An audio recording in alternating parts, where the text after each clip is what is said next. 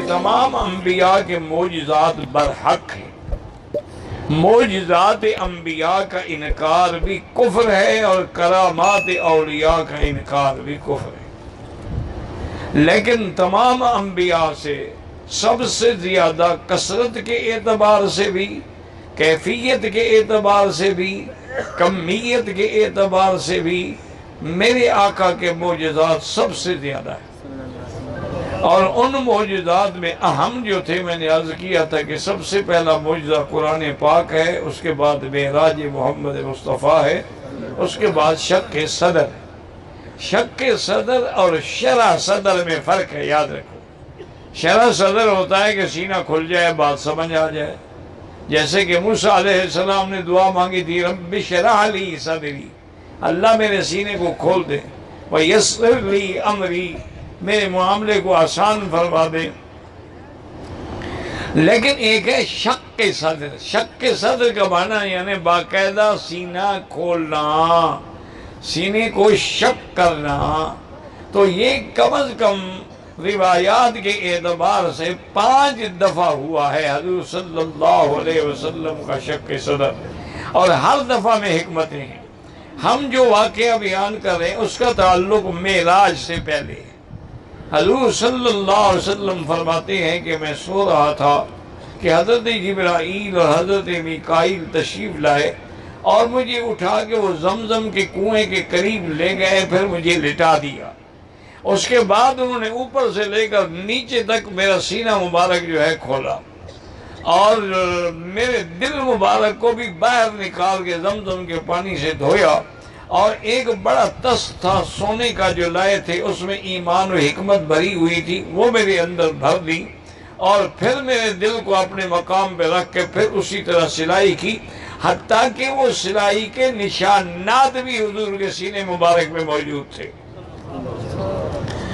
یہ اللہ تعالیٰ ان کو معراج کے لیے تیار فرما رہے تھے کہ وہ چونکہ ملکوت السماوات والارض کی سیر فرمائیں گے، اور کئی قرات سے آپ کا گزر ہوگا، کئی مقامات علیہ پہ آپ نے جانا ہوگا، تو اس کے لیے ایسی استعداد پیدا ہو جائے کہ حضور صلی اللہ علیہ وسلم کو کوئی تکلیف محسوس نہ ہو اور کسی قسم کا معراج میں شبہ محسوس نہ ہو۔ تو حضور کے یہ عظیم معجزات۔ اس کے علاوہ کچھ معجزات، جیسے میں نے عرض کیا تھا نا کہ حضور کے معجزات کی تو کوئی انتہا نہیں ہے۔ آپ کے معجزات اسمی بھی ہیں، جسمی بھی ہیں، آپ کے معجزات قولی بھی ہیں، فعلی بھی ہیں، عملی بھی ہیں، عرضی بھی ہیں، سماوی بھی ہیں۔ آپ کے معجزات مبارکہ جو ہے وہ قیامت تک دائمی بھی ہیں۔ اسی طرح ایک دفعہ حضور ایک صحابی انصاری کے باغ میں تشریف لے گئے، صحابہ کہتے ہیں کہ ہم بھی ساتھ تھے، تو ایک اونٹ دوڑتا ہوا آیا اور حضور کے قدموں میں سر رکھ کے رونے لگ گیا۔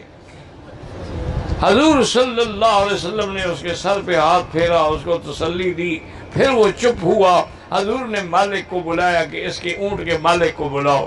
جب وہ آ گیا تو انہوں نے فرمایا اشتکا، تمہارے اونٹ نے مجھے شکایت کی ہے کہ تم اس سے کام زیادہ لیتے ہو لیکن کھانے کے لیے نہیں دیتے ہو، خبردار آئندہ اگر تم نے اس کے ساتھ زیادتی کی۔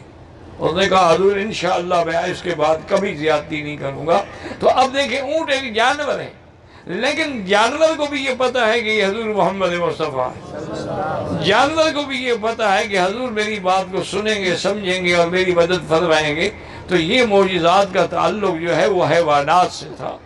اسی طرح ایک دن حضور صلی اللہ علیہ وسلم سفر میں ہیں، آپ کا لشکر ہے اور پانی کی کمی ہو گئی۔ آپ نے صحابہ میں سے کچھ لوگوں کو بھیجا کہ جا کے پانی تلاش کرو۔ ان تلاش کرنے والوں میں حضرت علی ہے رضی اللہ عنہ۔ آئے دیکھا کہ ایک عورت ہے، وہ 2 بڑے بڑے مشکیزیں اس نے اونٹ پہ پانی کے لدے ہوئے ہیں اور اس کے اوپر وہ خود بھی بیٹھی ہے، اور آپ نے روکا اس کو اور پوچھا اما جان یہ بتائیں کہ یہاں سے پانی کتنا دور ہے؟ انہوں نے کہا بیٹا 1 دن اور 1 رات کا سفر دور ہے۔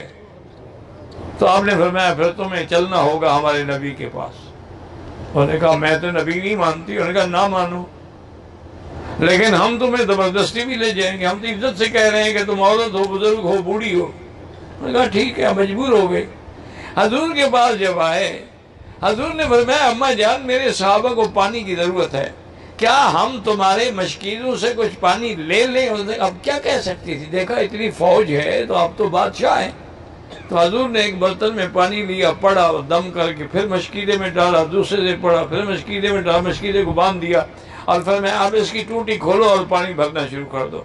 صحابہ کہتے ہیں کہ 1500 لشکر کے آدمیوں نے جتنے برتن تھے سب بھر گئے، سب کو پانی پلایا، جانوروں کو بھی پانی پلایا، لیکن جب ہماری مشکیدے پہ نظر پڑی تو دیکھا اس میں سے کچھ کم ہی نہیں ہوا، تو اسی طرح بھرے ہوئے ہیں۔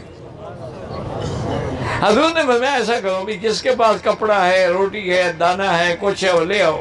وہ جمع کیا، ایک گٹھڑی بنا کے حضور نے فرمایا اماں جان یہ اپنے بچوں کو میری طرف سے ہدیہ دینا، دیکھو یہ پانی ہم نے تم سے نہیں لیا، پانی ہم نے اللہ سے لیا ہے، یہ تو صرف اسباب کی حد تک تھا۔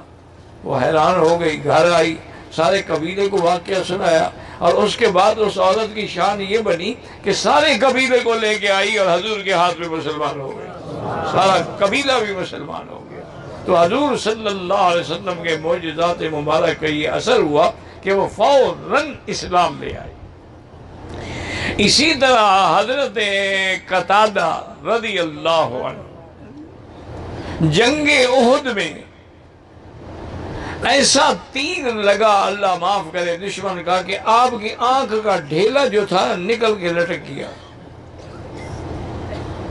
اب حضرت قتادہ کو تکلیف ہے، انہوں نے ساتھیوں سے کہا کہ اللہ کے بندے تلوار سے کاٹ دو، مجھ سے برداشت نہیں ہوتا۔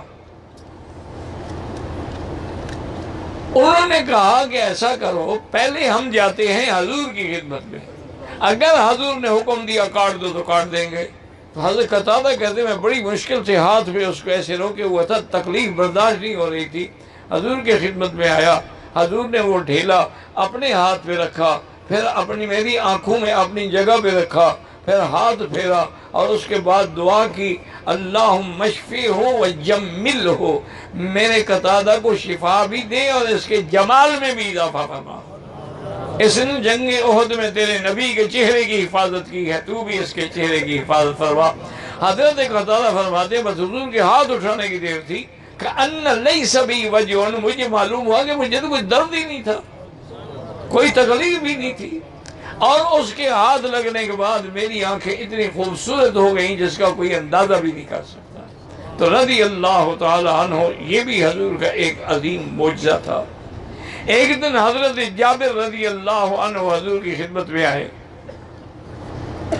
انہوں نے کہا کہ یا رسول اللہ صلی اللہ علیہ وسلم، میرے اوپر میرے والد کا یہودیوں سے قرضہ ہے اور بہت زیادہ قرضہ ہے، اب میں ادا کرنے سے قاصر ہوں اور وہ مجھے تنگ کر رہے ہیں۔ فصل جو اترا ہے کھجوروں کا وہ تو اتنا بھی نہیں ہے کہ میں قرضے میں دے سکوں، بلکہ میں تو کئی سال بھی دیتا رہوں تو ادا نہیں ہوگا۔